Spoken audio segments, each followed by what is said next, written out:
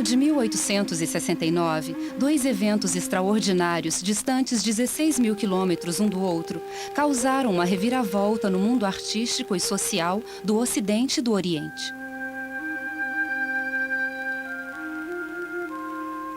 Enquanto o Canal de Suez abria as portas para a Ásia e para o mundo ocidental, o imperador japonês Meiji, removido do poder pela ditadura militar do Shogun, tirou o país do isolamento ao qual havia sido submetido durante 2 séculos e meio. Essas duas aberturas simultâneas permitiriam que os ocidentais descobrissem e admirassem obras de arte singulares daquele período. As xilogravuras japonesas. A arte japonesa do ukiyo-e.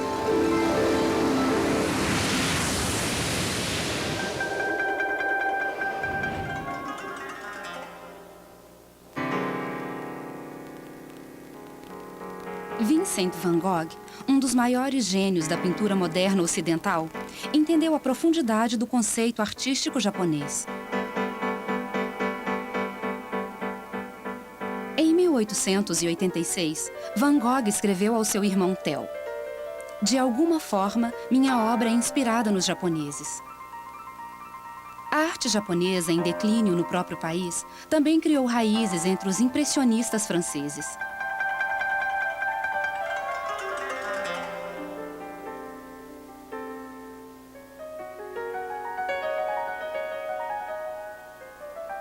Mais tarde, ao observar a paisagem nevada do sul da França, Van Gogh escreveu: "E a paisagem nevada com seus picos nevados, tal qual o céu brilhante como neve, parecia as paisagens de inverno construídas pelos japoneses."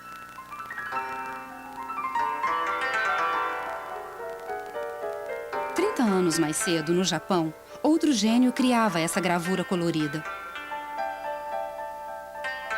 Hiroshige, assim como seu mestre Hokusai, produziu milhões de gravuras, posteriormente vistas na França.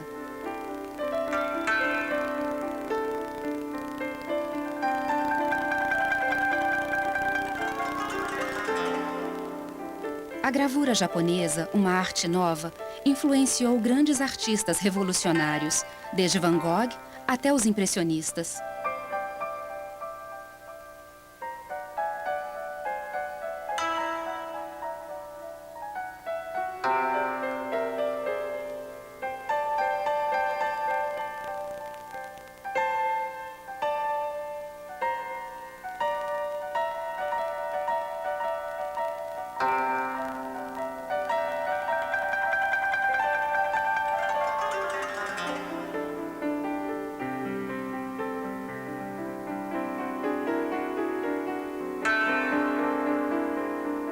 Mas a ascensão do modernismo ocidental anunciou o fim dessa arte secular e sublime no Japão.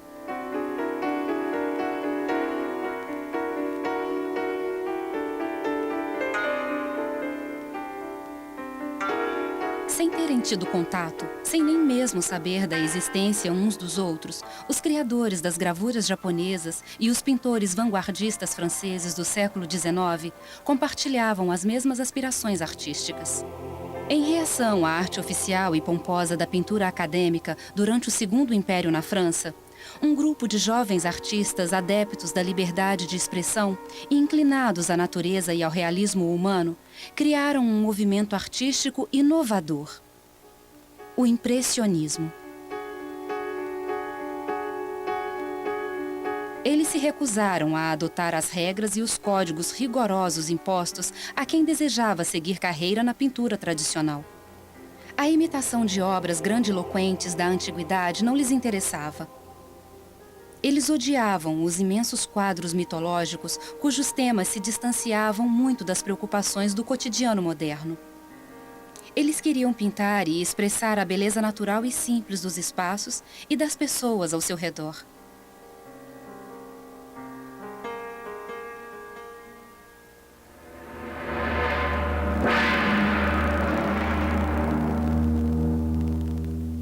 Do outro lado do mundo, no Japão, durante 250 anos, os criadores dessas gravuras, também influenciados pela liberdade e proximidade das pessoas, desenhavam e entalhavam cenas da vida comum. em oposição aos grandes temas religiosos e morais. Eles produziram gravuras de pequenas dimensões, em contraste aos painéis pesados e suntuosos de madeira que decoravam templos e lares aristocráticos.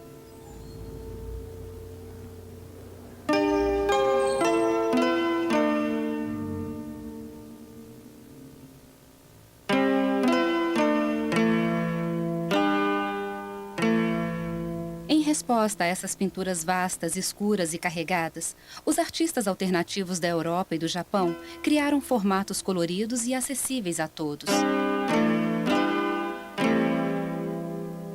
Cores e formas puras e simples se tornaram elementos fundamentais em seus trabalhos.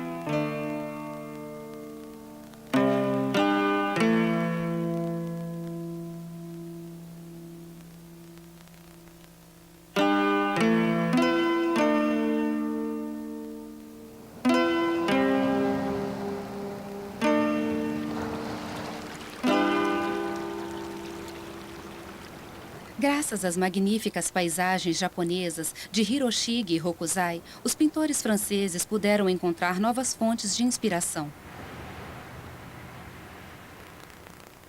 Flores, árvores e a extravagância da natureza se tornaram temas da nova pintura, especialmente entre os impressionistas.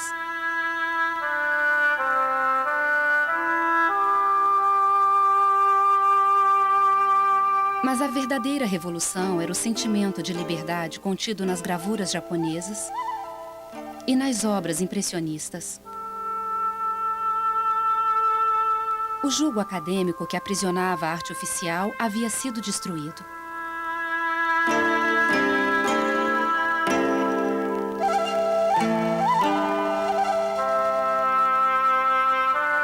Eles tinham as mesmas preocupações humanas e artísticas. Pintar a alegria e a realidade, se aproximando ao máximo das pessoas.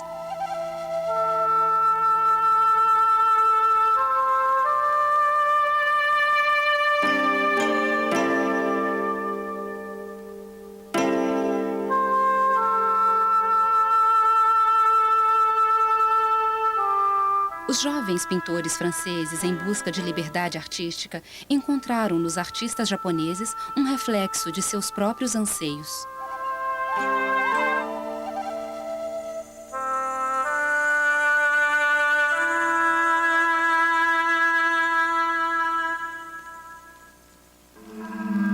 No Japão, essa revolução artística havia nascido 250 anos antes. Naquela época, o país entrava em colapso devido a guerras e catástrofes.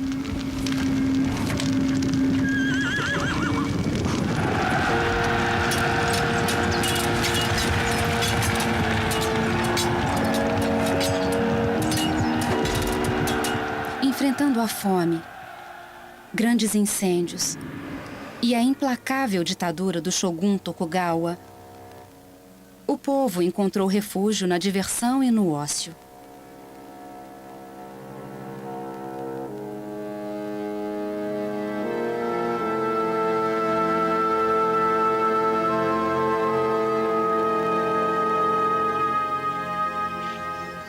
A fragilidade e a brevidade da vida promoveram uma busca generalizada pelo prazer. A população se entregou à moda, às festividades e aos deleites efêmeros, uma espécie de dolce vita ao estilo japonês. O povo precisava de momentos de descontração para encarar o sofrimento que o oprimia. A sensualidade, naturalmente, desempenhou seu papel. O amor e os prazeres eróticos, a contemplação da natureza, alegrias simples e infantis. O entretenimento cultural, o teatro, a música e a dança conduziram o surgimento de um singular movimento artístico e social. O ukiyo, o mundo flutuante, que tem nas gravuras japonesas seu exemplo mais esplendoroso. Gravuras que ilustravam a vida e os costumes do Japão nos séculos 17 e 19.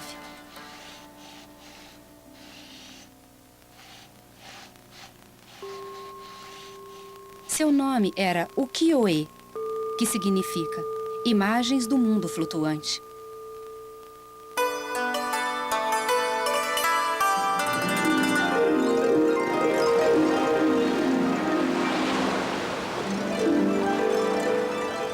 Esta manifestação típica não sofreu influências externas, pois as autoridades japonesas fecharam as fronteiras do país para evitar a ação nociva dos ocidentais naquela época.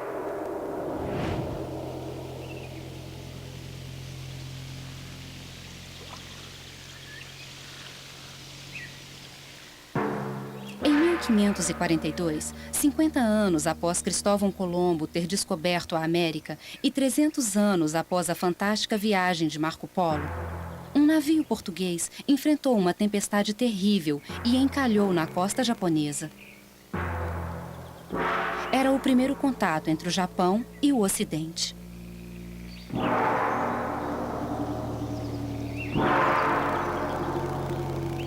Os europeus, certos de serem o único povo civilizado da Terra, ficaram surpresos com o refinamento e a riqueza da cultura japonesa.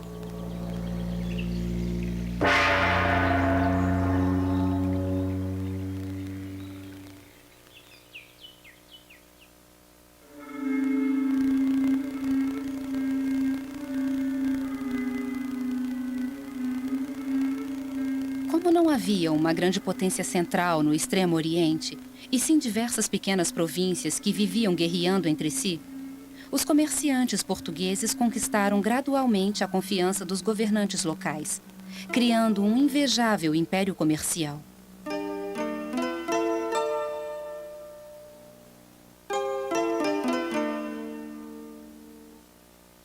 Em quase 20 anos, toneladas de ouro e riquezas foram exportadas para a Europa.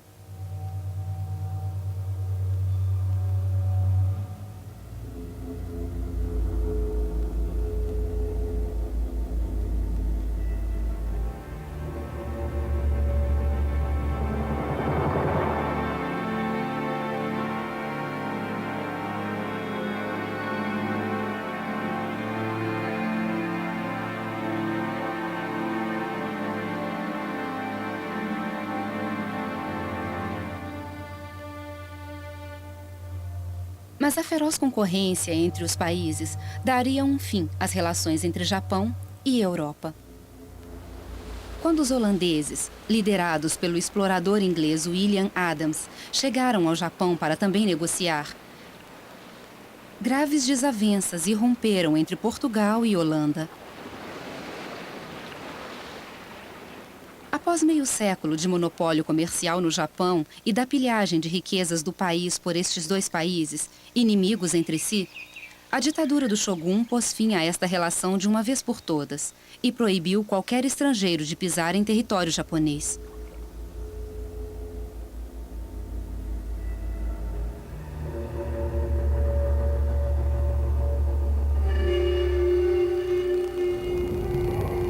Por sua vez, os japoneses não tinham liberdade para deixar o país natal.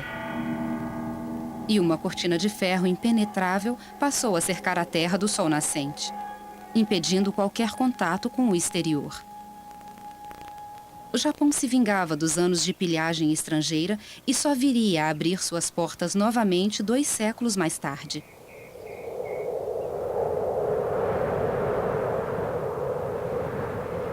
Foi nessa época, no fim do século XVI, num país dividido por constantes guerras civis e senhores feudais, que o shogunato empreendeu a unificação japonesa.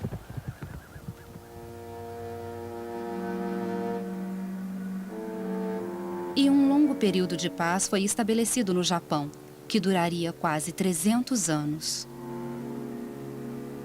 O imperador, ainda uma figura respeitada, permaneceu em seu palácio em Kyoto enquanto os chefes militares e sua comitiva decidiram deixar a capital. O shogun decidiu se fixar em Edo, uma nova cidade litorânea que mais tarde, no século XX, viria a se tornar a cidade de Tóquio.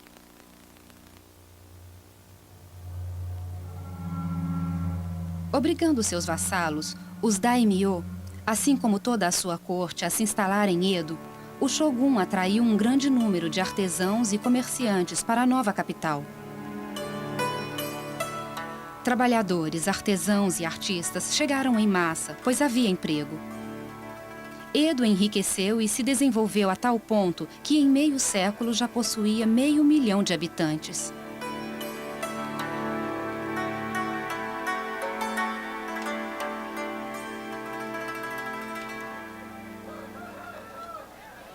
Surgia a classe média. Enriquecendo a cada dia, ela logo superou a nobreza em luxo e riqueza. Mas o shogun se recusou a aceitar a importância dessa próspera burguesia. E a classe foi banida de qualquer tipo de participação política.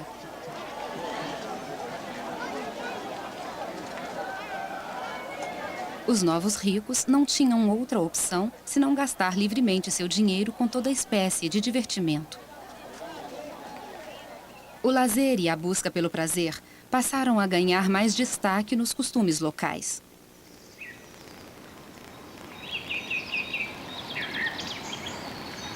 Foi então que os artistas criadores do ukiyo-e, as imagens do mundo flutuante, surgiram em cena. Eles haviam compreendido perfeitamente o espírito que tomava a atmosfera da nova cidade.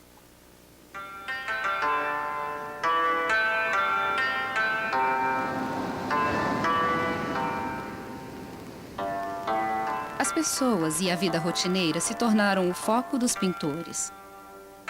Eles agora estavam a serviço dos compatriotas com quem compartilhavam a vida. Em sua arte, personagens trabalham no campo ou nos barcos.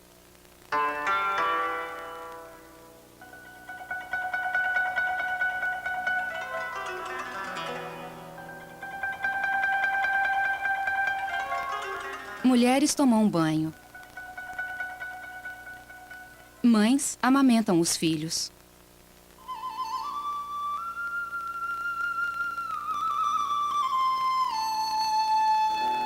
As mulheres, às vezes, aparecem seminuas em situações bastante naturais.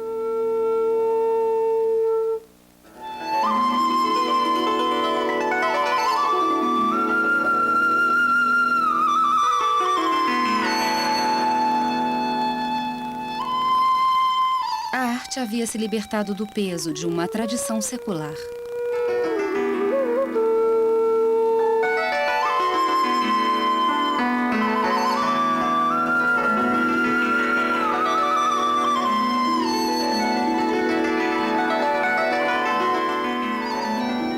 Imagens de uma vida descontraída associada aos prazeres efêmeros refletiam o estilo de vida burguês de Edo.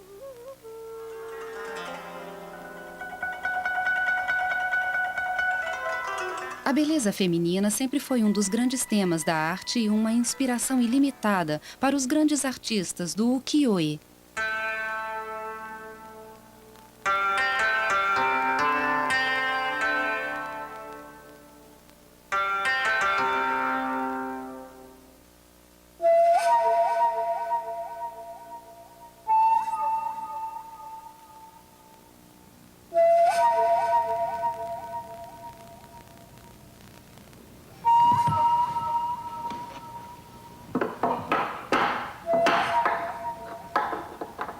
Para atingir o máximo de pessoas e reduzir o preço das obras de arte, os artistas do mundo flutuante usavam a técnica de impressão com a madeira entalhada, a xilografia.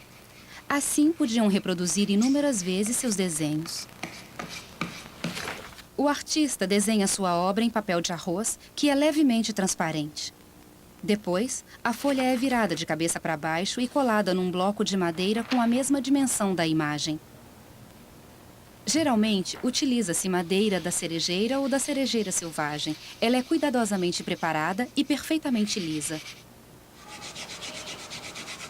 O artista remove a parte superior do papel, deixando apenas a tinta do desenho que passou para a tábua.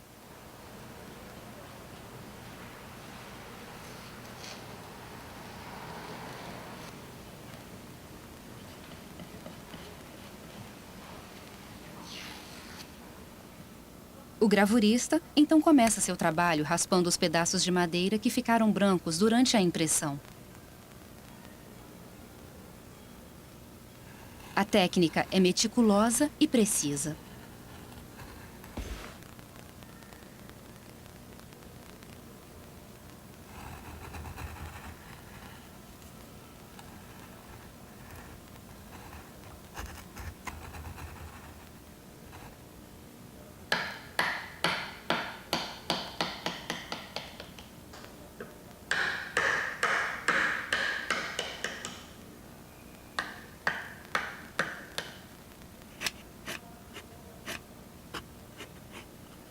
É a precisão do corte que proporciona a delicadeza dos traços. Eles precisam se assemelhar ao máximo ao desenho original.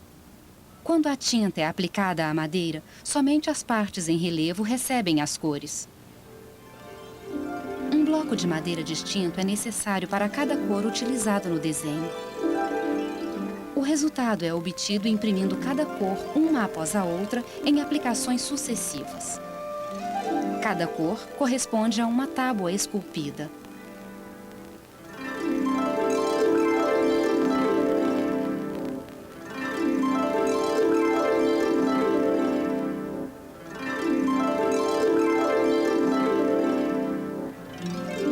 Marcações muito precisas do ponto de união de cada tábua permitem que o gravurista atinja um resultado perfeito. Finalmente, após completadas todas as etapas e o papel ter recebido as cores sucessivamente, a gravura estará pronta. Repete-se o procedimento de acordo com a quantidade desejada de reproduções do original. Assim, a impressão ukiyo-e japonesa pode ser considerada uma obra singular cada vez que é realizada.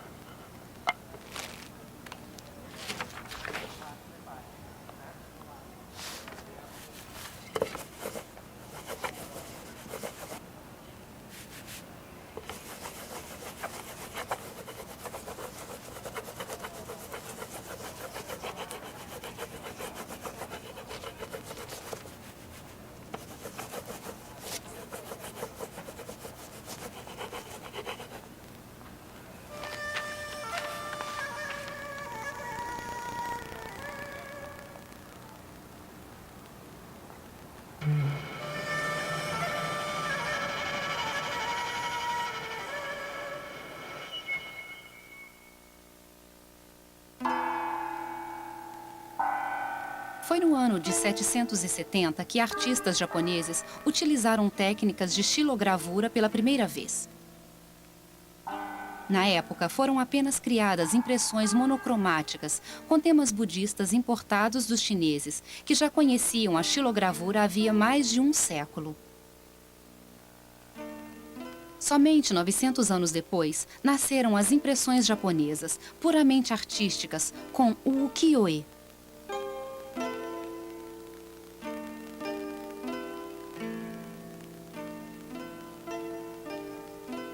É interessante saber que na Europa, durante o século XV, Albrecht Dürer, um dos grandes gênios da Renascença, imprimia obras-primas com a mesma técnica.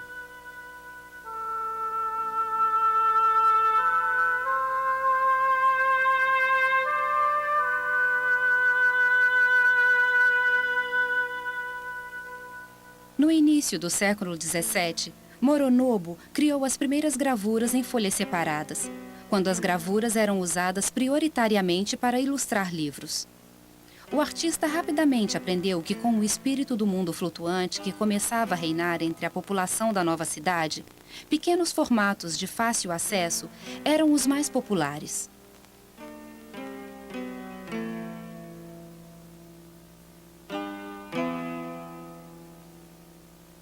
O número de apreciadores e compradores desse novo tipo de imagem crescia a cada dia.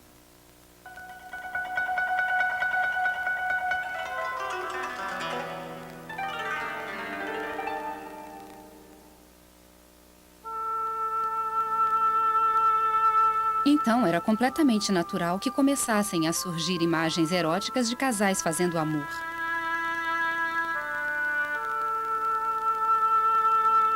Estampas eróticas eram as mais requisitadas pelo público. Elas se chamavam chunga, imagens da primavera, ou makurae, imagens de travesseiro. Mais tarde, elas seriam chamadas riga, imagens secretas.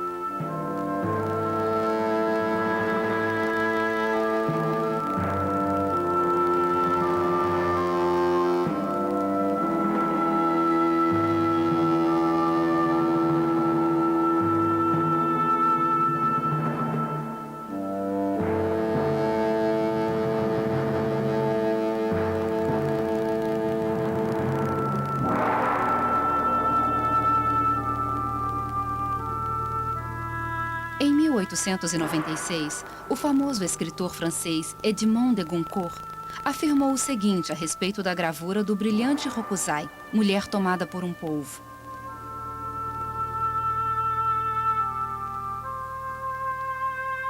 É num desses álbuns que encontramos essa ilustração aterrorizante. Na rocha esverdeada por algas, vemos o corpo desnudo de uma mulher desfalecendo de desejo. Não sabemos se ela se afogou ou ainda está viva, tendo sido sugada no baixo abdômen por um polvo imenso. Com olhos amedrontadores em forma de crescentes negros, enquanto um polvo pequeno devora ansiosamente sua boca.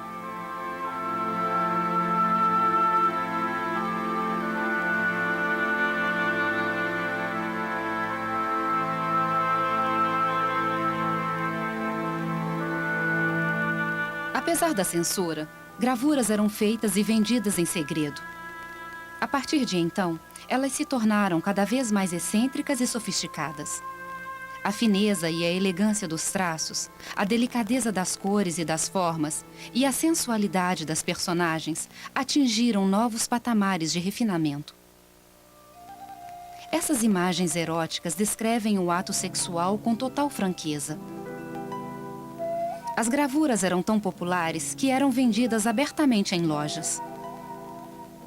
Mas em 1772, o governo proibiu a venda de gravuras eróticas.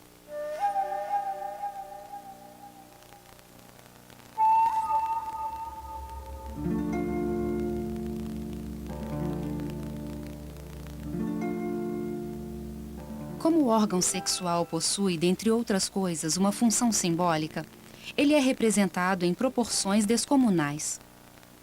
É interessante saber que na Europa, há mais de 2000 anos, o deus Príapo era uma figura com um enorme pênis ereto. Filho de Afrodite, a deusa do amor, e de Dionísio, o deus do vinho e da arte, Príapo era o deus da fertilidade.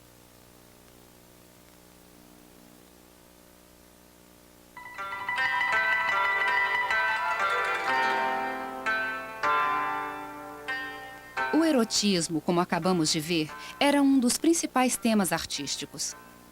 Ele simbolizava a fantasia das pessoas, mas também um tipo de anarquia que confrontava as regras.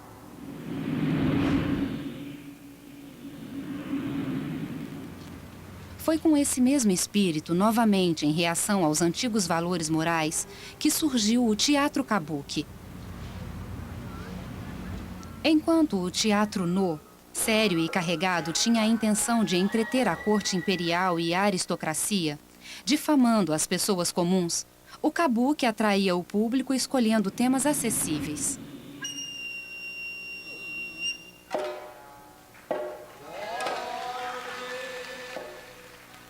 Inicialmente, ele era uma exibição com conotações sexuais.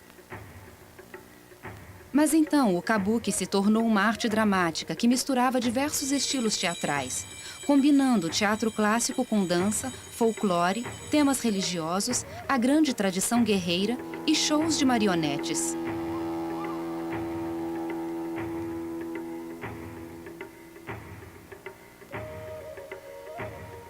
O kabuki era inicialmente uma exibição de danças eróticas interpretadas por mulheres. Prostitutas talentosas que perceberam como se beneficiar do sucesso desse entretenimento erótico organizavam exibições em todo o país.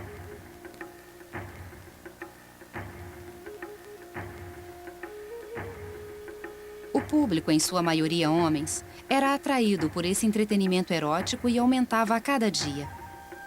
Alguns mais esquentados brigavam entre si na tentativa de ficar com as moças. As autoridades, então, decidiram proibir mulheres de atuarem e as substituíram por garotos adolescentes. Infelizmente, a medida não freou a excitação do público e os jovens garotos, por sua vez, se tornaram prostitutos.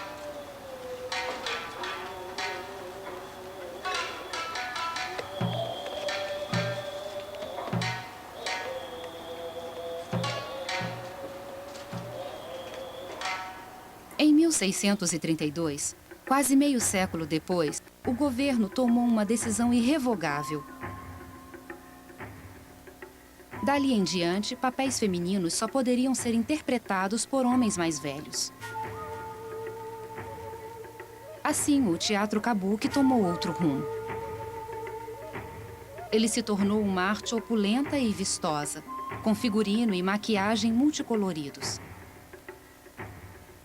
Os atores, com maneirismos extravagantes, movimentos provocativos e caricaturais, interpretavam peças inspiradas em épicos de cavalaria e contos fantásticos, ou simplesmente na vida cotidiana.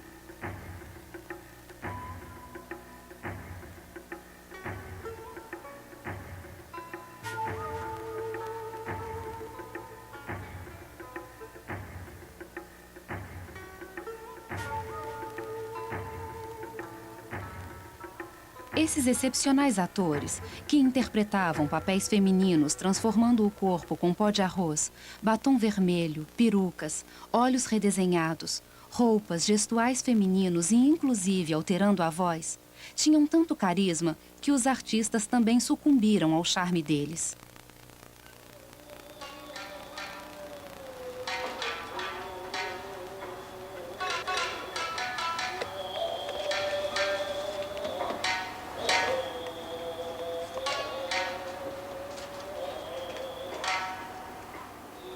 Os cenários e a atuação do teatro kabuki são característicos. Esses espetáculos maravilhosos ainda existem, passados quase 4 séculos, cativando plateias ao redor do mundo. Mas o público não se interessa apenas pelo espetáculo que ocorre no palco. No excepcional espaço reservado ao teatro kabuki, com bancas de souvenirs, restaurantes e grandes lojas, os espectadores podem passar o dia todo comendo e conversando.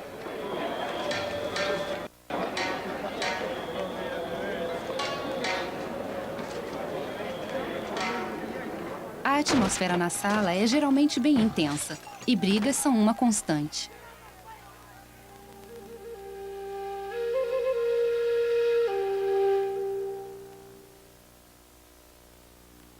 Algumas peças satíricas criticavam ou faziam graça de personalidades importantes ou aristocráticas da época.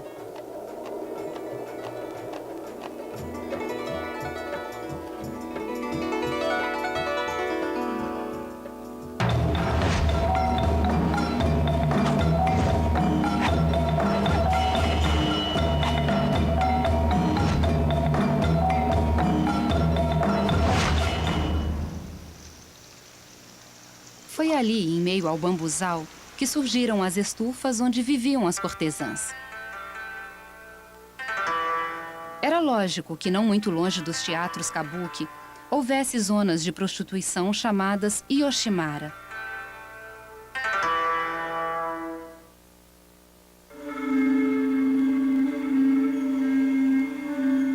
Essas estranhas criaturas cultas, capazes de conversar, cantar e dançar, entretinham os homens.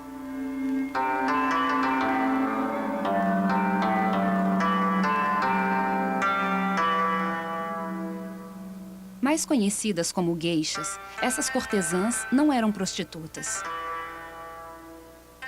Eram mulheres jovens que conquistavam seus clientes pela beleza, elegância e sofisticação. A palavra gay significa arte.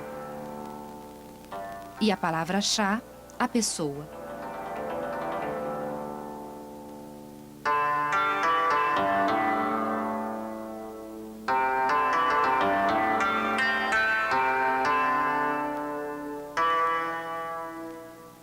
Elas tinham como objetivo levar homens ao êxtase através da poesia da sua linguagem, do encanto de canções e danças e da suntuosidade de suas exibições.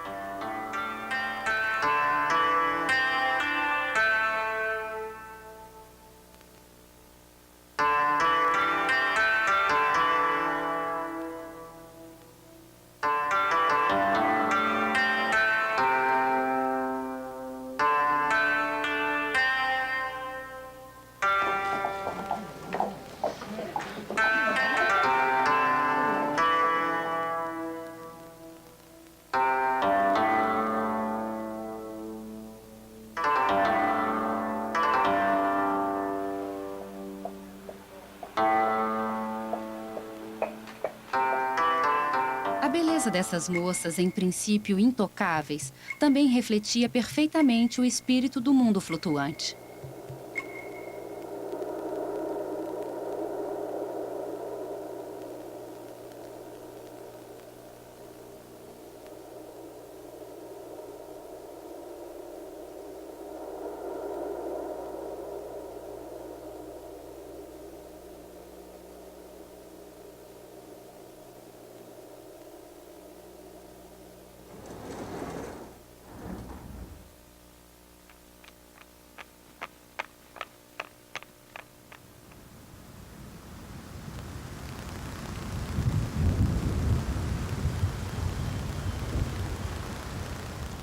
O conceito efêmero do mundo flutuante não simbolizava apenas a curta duração da vida humana, mas também da natureza.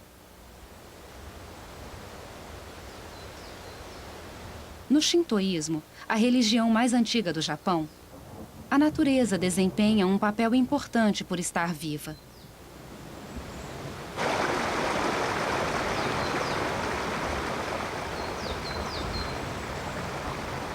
Toda a criação da Terra tem uma alma.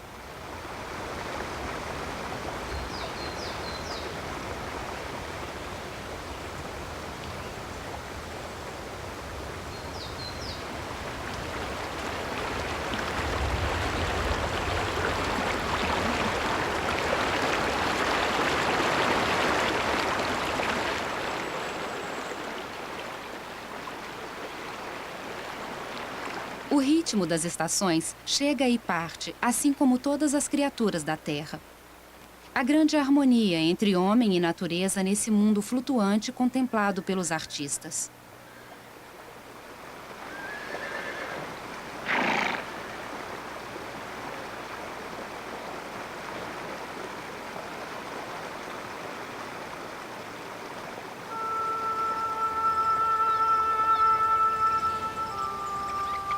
Enquanto nas gravuras primitivas, montes, árvores e rios serviam apenas como pano de fundo para retratos, com Hokusai, a paisagem passou a ser um tema em si. O Monte Fuji se tornou, nos corações japoneses, o símbolo da nação.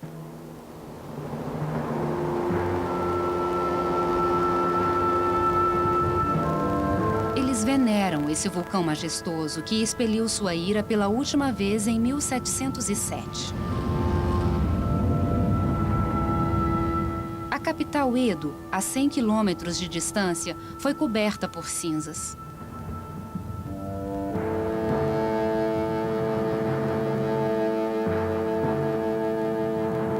Segundo a religião shintoísta, uma divindade, a princesa Sakuya, mora ali.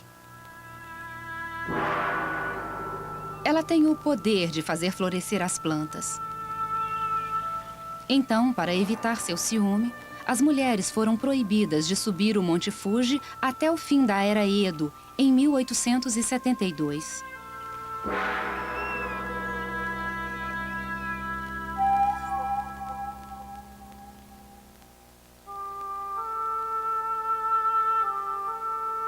Foi Hokusai quem abriu os olhos das pessoas para as maravilhas que as cercavam. Se esse pintor louco e velho transformou paisagens em temas ao dar vida a elas, seu filho espiritual Hiroshige transformou-as em poesia.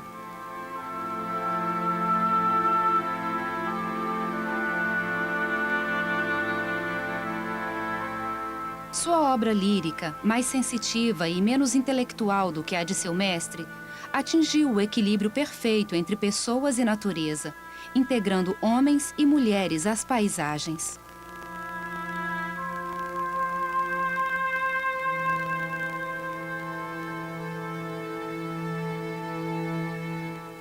Provavelmente, graças a essas obras-primas, os japoneses têm tanta paixão pela natureza que os cerca.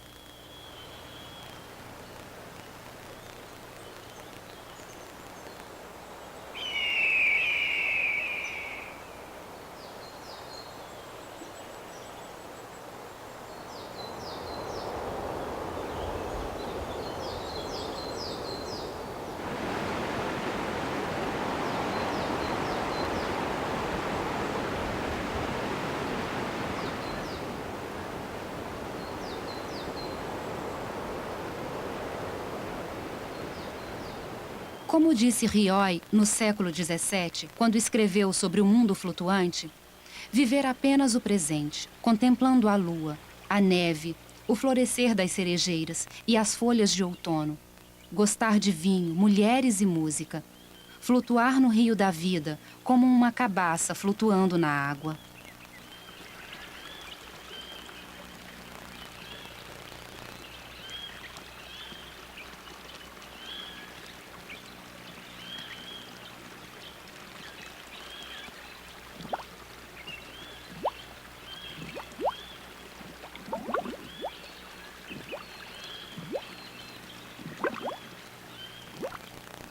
Foi nessa mesma época que as irezumi, tradicionais tatuagens japonesas, surgiram pela primeira vez.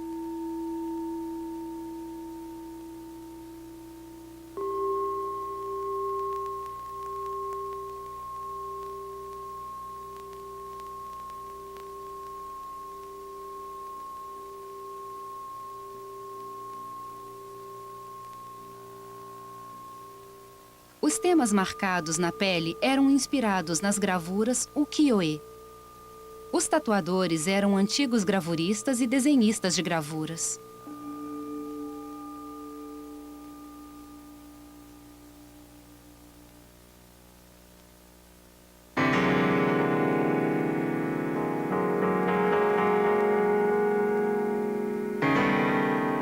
Na Europa, na França mais exatamente, os impressionistas também se mostravam interessados nas paisagens.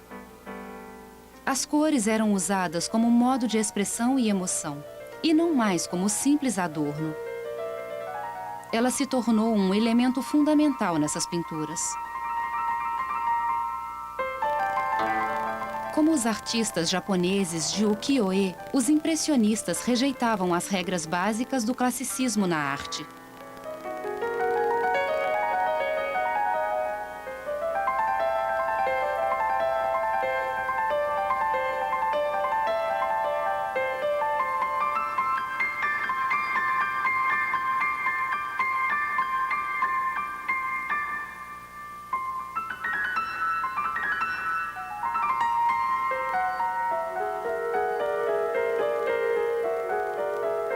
Tudo isso abriu espaço para cores vivas e uniformes.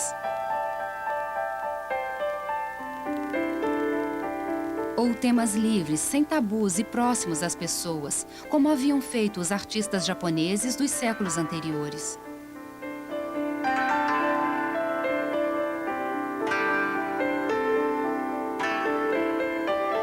O impressionismo e as gravuras japonesas foram movimentos artísticos revolucionários que desafiaram as autoridades.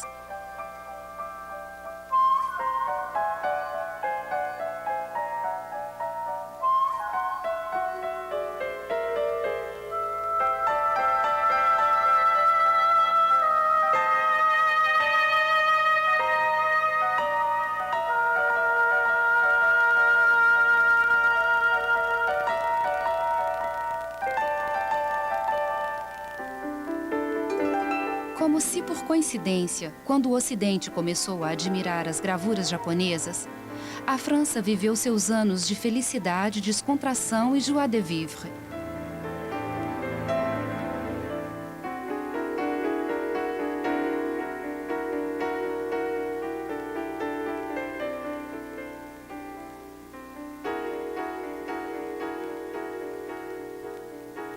De fato, a famosa Belle Époque só começou no fim do século XIX na França.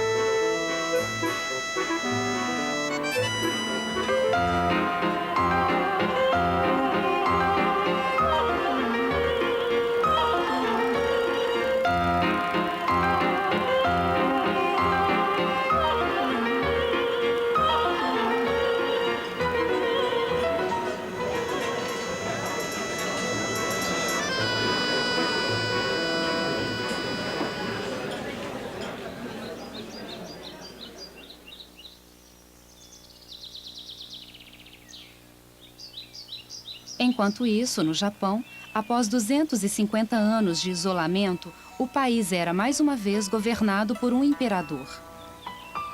A era Meiji pôs fim ao mundo flutuante e seus prazeres efêmeros, conforme o país se ocidentalizava.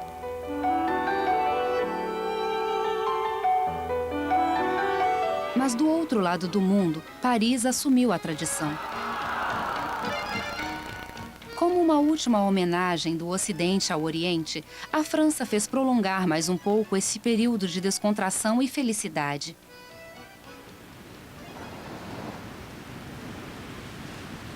Infelizmente, ele não perduraria.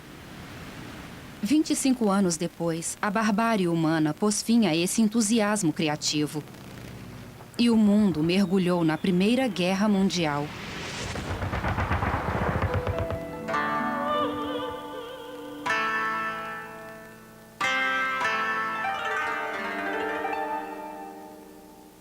Apesar do ukiyo japonês e da Belle Époque francesa não terem sido um paraíso para todos, os problemas cotidianos foram esquecidos. Durante poucos esplendorosos momentos, as pessoas se deixaram levar por fantasias e prazeres simples, como uma pena levada pelo vento.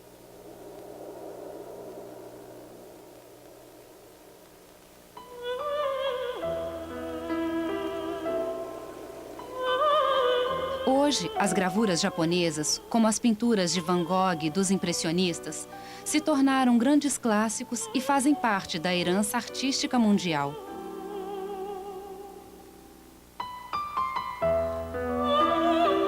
Sua ousadia e sua resistência à opressão das autoridades são exemplos a serem seguidos em todos os lugares.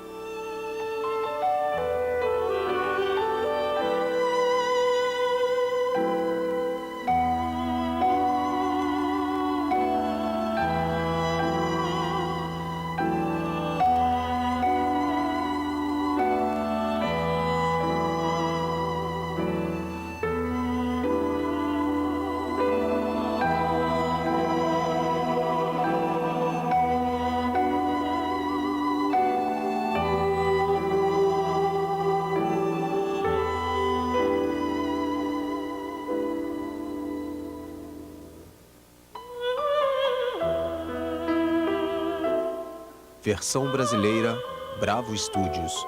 Distribuição, Sinapse.